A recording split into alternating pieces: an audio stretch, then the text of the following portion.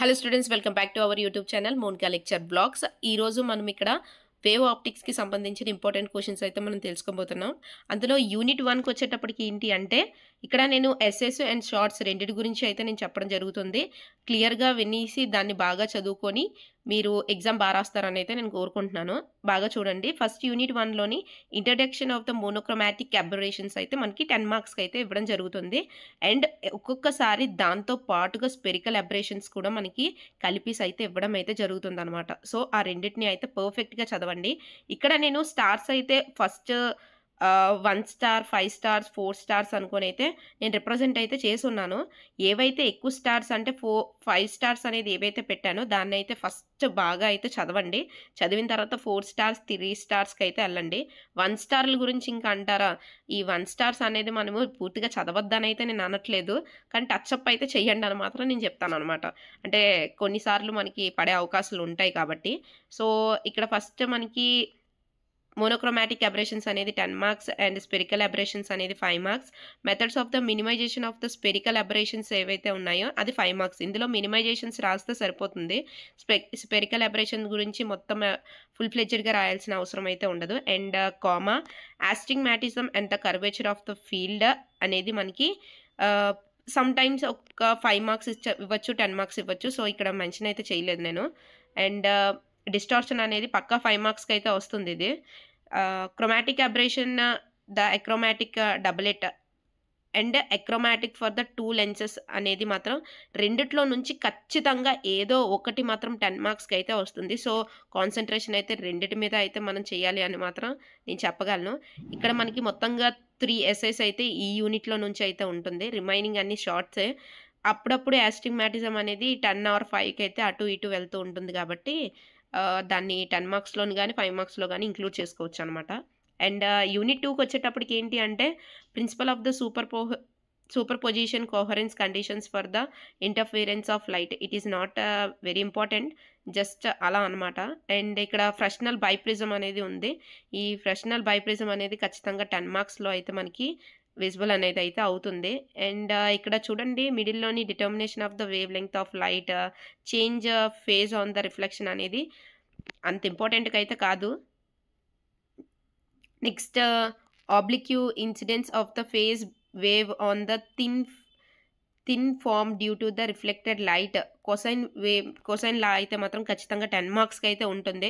So first మీరు preference ఇవ్వాల్సింది ఏదైనా ఉంది అంటే ఫ్రెషనల్ బైప్రిజం అండ్ ఈ కొసైన్ లాకి అయితే మీరు ఖచ్చితంగా ఇంపార్టెన్స్ అయితే ఇవ్వాలి. Not only this one, the veg film అని కూడా ఒకటి ఉంటుంది. ఇక్కడ చూడండి, ఇక్కడ ఇదిగోండి ఇక్కడ ఉంది. Interference by the film with 2 non parallel reflecting surfaces అనేది అయితే ఉంది. ఇది ఖచ్చితంగా ఈ 3 నుంచి అయితే ఖచ్చితంగా ఒకటైతే వస్తుంది. మ్యాక్సిమం కొసైన్ లాకే వెజ్ ఫిలింకి అయితే ఫస్ట్ ప్రిఫరెన్స్ ఇవ్వండి.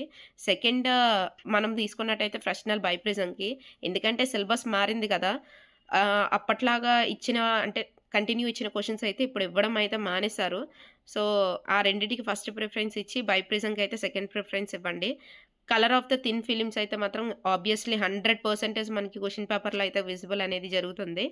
Determination of the diameter of wire, Newton's ring in the reflected light, determination of the wavelength of the monochromatic light using the Newton's ring అని చెప్పేసి అయితే నేను ఈ మొత్తం 3ని కలిపేసి 10 మార్క్స్కి ఎందుకు ఇచ్చానంటే ఆ మూడిట్లో నుంచి మనకి ఒక్కొక్క టైంలో ఒక్కొక్క విధంగా అడుగుతారనమాట. లైక్ ఎలా అంటే న్యూటన్స్, ఇప్పుడు ఫర్ ఎగ్జాంపుల్ మనకి న్యూటన్స్ రింగ్ల యొక్క వేవ్ లెంగ్త్ని కనుక్కోమని చెప్పేసి అయితే ఇస్తారు. అలా ఇచ్చినట్టయితే మనకి 5 మార్క్స్కి అయితే వస్తుంది. ఒక్కొక్కసారి పైన Newton's ring reflected light and the determination of the light of the monochromatic light using the Newton's rings అని ఆ రెండింటిని కలిపి కూడా మనకి 10 మార్క్స్ ఇవ్వడం అయితే జరుగుతుంది. సో ఆ రెండింటిని కూడా నేను 10 మార్క్స్ కిందకి అయితే కన్సిడర్ చేసి పెట్టాను. It is the 5 marks or the 10 marks కంపల్సరీగా అయితే కన్ఫర్మ్ అయితే చేయలేము. అండ్ మైకల్స్ అండ్ ఇంటర్ఫెరోమీటర్ అనేది 10 మార్క్స్ ఆన్సర్ అనమాట ఇక్కడ. సో మీరు ఈ యూనిట్లో నుంచి బాగా మీరు చదవాలి అంటే మాత్రం ఖచ్చితంగా ఫస్ట్ ప్రిఫరెన్స్ అయితే కొసైన్ లా అండ్ వెజ్ ఫిలింకి అయితే ఫస్ట్ ప్రిఫరెన్స్ ఇవ్వండి.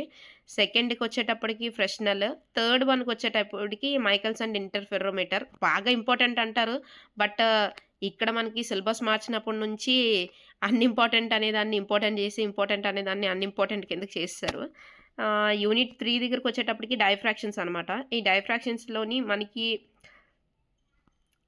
Distinction between the Fresnel and the Fraunhofer diffraction అనేది మనకి 5 మార్క్స్‌కి అయితే వస్తుంది. నాట్ ఓన్లీ దిస్ వన్, ఈ Fresnel and the Fraunhofer diffraction అనేది మిస్ అనేది జరిగిందే అనుకోండి, ఖచ్చితంగా మనకి వచ్చే నెక్స్ట్ క్వెషనే difference between the interference and the diffraction అనేది అయితే ఖచ్చితంగా వస్తుంది. ఆ రెండిట్లో డిఫరెన్స్‌లోనే అయితే ఏదో ఒక డిఫరెన్స్ అయితే వస్తుంది. అండ్ ఫ్రాన్‌హాఫర్ డైఫ్రాక్షన్ సింగిల్ స్లిట్ అనేది మనకి 5 మార్క్స్‌కి అయితే ఉంది. ఒకవేళ సింగిల్ స్లిట్ అనేది ఇవ్వకపోతే మాత్రం నంబర్ ఆఫ్ స్లిట్స్ మాత్రం ఖచ్చితంగా ఇస్తారు. ఆ రెండిట్లో నుంచి ఏదో ఒక 5 మార్క్స్ అయితే ఉంటుంది. And resolving power of grating అనేది మనకి 5 మార్క్స్ ఆన్సరే. బట్ లాస్ట్ సెమ్‌లోనే అయితే మనకి అది 10 మార్క్స్‌లోకి అయితే ఇవ్వడం అయితే జరిగింది.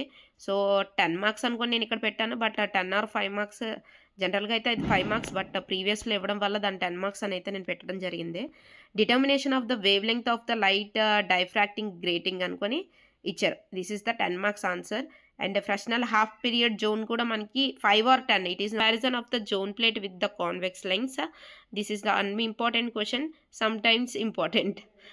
Difference between the interference and the diffraction already నేను దీని గురించి అయితే చెప్పడం జరిగింది కదా. ఈ యూనిట్లో మొత్తంగా మనం చూసుకున్నట్టయితే ఫస్ట్గా మనం ప్రిఫరెన్స్ అనేది దేనికైనా ఇవ్వాలి అంటే మాత్రం అది ఖచ్చితంగా జోన్ ప్లేట్స్ అని అయితే చెప్పచ్చు.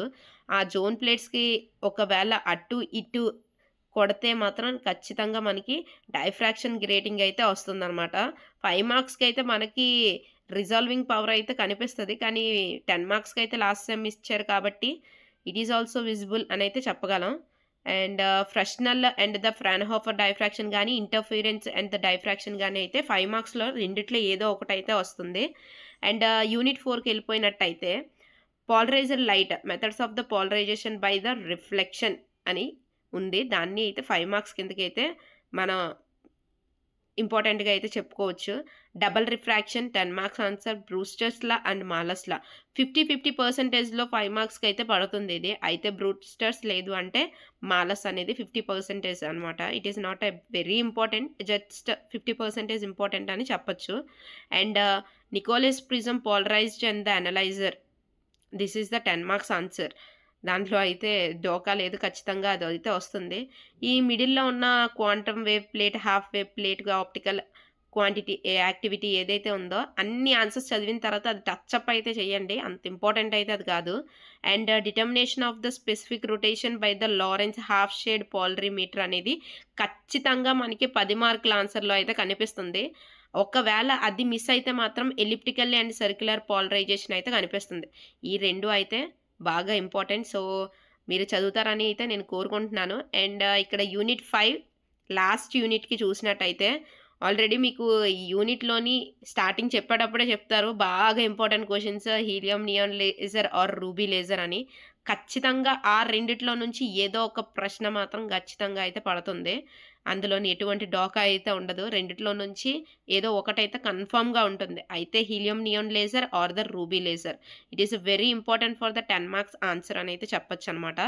అండ్ సమ్ టైమ్స్ మనకి 5 మార్క్స్ దగ్గరికి వచ్చేటప్పటికి ఏంటి అంటే కొన్ని సార్లు స్పాంటేనియస్ ఎమిషన్స్ అయితే చాలా ఎక్కువ శాతం అయితే అడుగుతారు. స్పాంటేనియస్ స్టిమ్యులేషన్ కూడా అంత అడగరు, బట్ స్పాంటేనియస్ అయితే అడుగుతారు.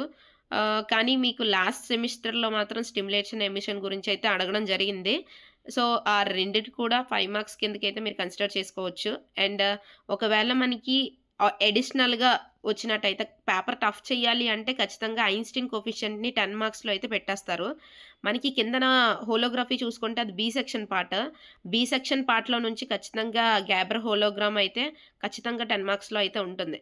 అలా అని చెప్పేసి ఏ సెక్షన్ ఉంది కదా బి సెక్షన్ని వదిలేస్తాను అంటే మాత్రం ఖచ్చితంగా దెబ్బ అయితే పడిపోవచ్చు. ఎందుకంటే ఏ సెక్షన్లో మొత్తంగా మనకి 3 ఎస్ఐలు అయితే ఉన్నాయి కదా, అందులో నుంచి ఏవో 2 ఇచ్చేసి కిందన దాన్ని 5 మార్క్స్కి ఇచ్చేస్తే దెబ్బడిపోతాం అనమాట. సో మనం ఇక్కడైతే బాగా ఇంపార్టెంట్గా చదువుకోవాల్సింది helium neon laser, ruby laser and the Gabor hologram and laser principle of the Einstein coefficient అయితే 10 మార్క్స్గా అయితే చదువుకోవాలి. అప్లికేషన్స్ ఆఫ్ హోలోగ్రామ్ అనేది పక్కా important. It is the very important for the 5 marks in this unit. ఇక్కడ వరకు మనకి దీని యొక్క ఇంపార్టెన్స్ అయితే చెప్పడం జరిగింది. ప్రీవియస్ క్వశ్చన్ పేపర్ అనేది మీకు కావాలి అంటే ఖచ్చితంగా కింద కామెంట్ సెక్షన్లో నాకు ప్రీవియస్ క్వెషన్ పేపర్ కావాలి అనుకుని మీరు మెసేజ్ చేసినట్టయితే ఖచ్చితంగా నేనైతే దాన్ని పోస్ట్ అయితే నేను చేస్తాను. ఇక్కడి వరకు మీకు నా వీడియో అయితే మీకు హెల్ప్‌ఫుల్ అయ్యింది అని అనుకుంటున్నాను. ఈ విధంగా చేయండి హెల్ప్‌ఫుల్ అయ్యింది అని. And thank you so much for supporting me. If